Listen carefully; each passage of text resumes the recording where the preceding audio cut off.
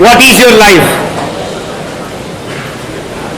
વર્તમાન તમારી જિંદગી જોતા એમ લાગે છે જન્મ લેવાનો, થોડા મોટા થયા, ભણ્યા ગણ્યા, થોડું રખડ્યા, હજી આગળ મોટા થયા, પરણ્યા, 2 દીકરાના મા બાપ થયા, આગળ બિઝનેસ કર્યો, જિંદગી પૂરી થઈ ગઈ.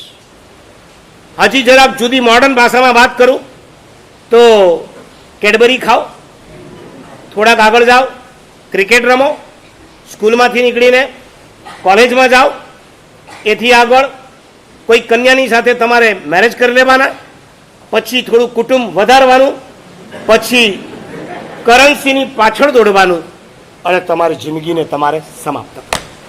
આ લાઈફ છે. અનંતકાળમાં આવા જન્મ લઈને અનંતી વખત મેં અને તમે આવા ધંધા કર્યા. આ ભાવ હવે આવી જિંદગી જીવવા માટે નથી. આજે મારે તમને લાઈફની એક સ્પેલિંગ સમજાવીશ. લાઈફની સ્પેલિંગ તો ખબર જ છે ને, LIFE. મારે આજે 2 પ્રકારે તમારી આગળ આ સ્પેલિંગનો મિનિંગ મૂકવો છે.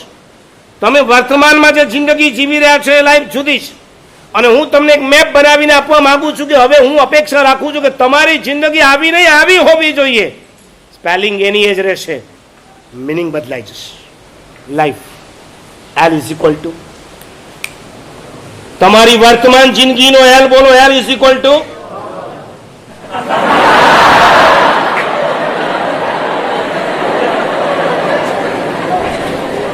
હું એ જ લખીને આવ્યો છું.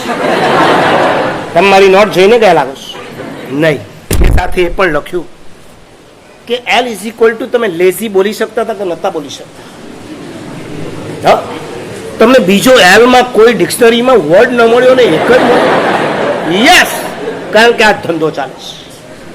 સ્કૂલમાંથી નીકળ્યા પછી, કોલેજમાં આવ્યા પછી મને કેવા ગયો, છોકરાઓની વાત છોડો, છોકરીઓને ક્યારેક મેં કીધું છે, શું જરૂર છે તમારે કોલેજમાં જવાનું?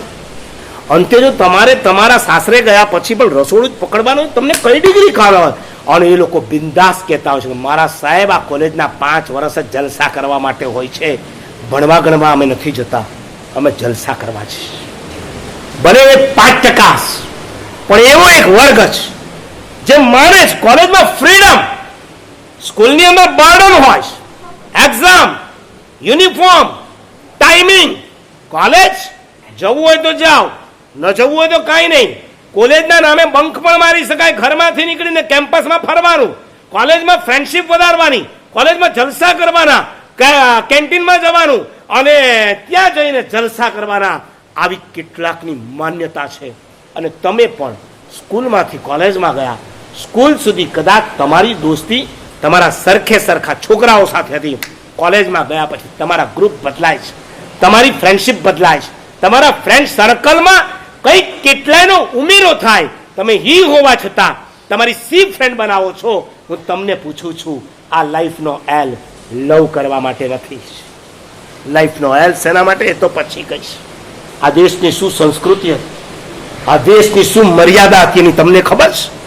કેવી લાઈફ. સરદાર વલ્લભભાઈ પટેલને યાદ કરો. નામ તો સાંભળ્યું છે કે નહીં? સરદાર વલ્લભભાઈ પટેલ. આ સરદાર વલ્લભભાઈ પટેલના જીવન ચરિત્રની અંદર લખ્યું છે. વિઠ્ઠલભાઈ પટેલ એમના મોટા ભાઈ હતા. એમનો જ્યારે ઇન્ટરવ્યુ લેવાયો અને એમણે વલ્લભભાઈ પટેલ માટે આ વિઠ્ઠલભાઈ બોલ્યા હતા કે મારો આ નાનો ભાઈ છે. વિઠ્ઠલભાઈ મોટા, વલ્લભભાઈ નાના.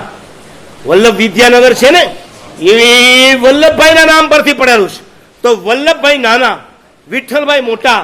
વિઠ્ઠલભાઈ કે આ વલ્લભ મારી હાજરીમાં, એટલે કે મોટા ભાઈની હાજરીમાં વલ્લભભાઈએ પોતાની વાઈફની સાથે વાત નથી.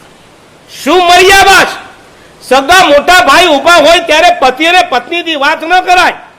એ કાળ એવો હતો કે પતિ પત્ની સાંજ પડે, રાત પડે, અંધારું થાય, બેડરૂમમાં ભેગા થાય ત્યારે વાત કરી શકતા. સાસુ અને સસરાની હાજરીમાં પત્ની પતિની સાથે વાત ન કરી શકે. અને એમાંય જો મેરેજ ના થયા હોય, એન્ગેજમેન્ટ થયા હોય, વચ્ચે 2-4 મહિનાનો ગાળો હોય અને એની અંદર જો બે એકબીજાને મળ્યા હોય તો એકલા હોય તો પણ વાત ના કરી શકતા. તમે મેરેજ પેલા રખડો છો, તમારા એન્ગેજમેન્ટ થયા પછી હું માનું છું કે હવે લીગલી તમે જોડાવાના છો, પણ એનો મતલબ એ નથી કે તમે ધારો તે ધંધા એની સાથે કરી શકો.